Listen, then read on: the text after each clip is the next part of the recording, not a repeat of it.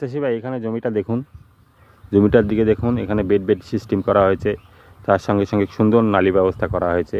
এখানে কি করা হয়েছে, এখানে ধনেপাতার বীজ বোনা হয়েছে, অগ্রিম ধনেপাতার বীজ বর্ষাকালে বোনা হয়েছে। এই অগ্রিম ধনেপাতার বীজ যদি আমরা সঠিকভাবে চাষ করতে পারি তাহলে এখান থেকে ভালো পয়সা কামানো যায়। মার্কেটে 150 থেকে 200 টাকা কেজি দরে বিক্রি হয়। তো ধনেপাতার বীজ চাষ করতে হলে একটি বিষয় আপনাদেরকে লক্ষ্য রাখতে হবে, সেই বিষয়টা হচ্ছে যে আপনারা যে কোনো ধনেপাতার বীজ যদি জমিতে রোপণ করেন তাহলে কিন্তু বের হবে না। এর জন্য আপনাদেরকে কী করতে হবে, সঠিক মানের হাইব্রিড থাই ভ্যারাইটি যে সমস্ত বীজগুলো পাওয়া যায় মার্কেটে, সেই সমস্ত বীজগুলো আপনাদেরকে এখানে বপন করতে হবে। আর থাই ভ্যারাইটির বীজের মধ্যে যে সমস্ত বীজগুলো গোটা অবস্থায় থাকে সেগুলোকে অবশ্যই ভেঙে নেবেন, ভেঙে নিয়ে আপনারা এই জমিতে রোপণ করবেন।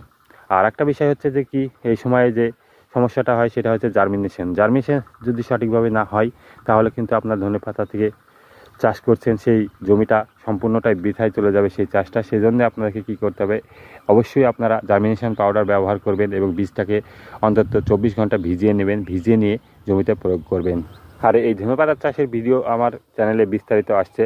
ভিডিওটা আমি ছোট্ট রিলের মাধ্যমে জানানোর চেষ্টা করলাম যে আপনারা কীভাবে ধনেপাতার জমিতে রোপণ করতে পারেন সেই বিষয়ে। আপনাদের যদি এই ইনফরমেশনটা ভালো লাগে তাহলে আপনারা চ্যানেলটিকে সাবস্ক্রাইব করে রাখবেন, ভিডিওটিকে বেশি বেশি করে শেয়ার করবেন। আবার দেখা হবে আপনাদের সঙ্গে নতুন একটি ভিডিওতে। সে পর্যন্ত ভালো থাকুন, সুস্থ থাকুন, খোদা হাফেজ।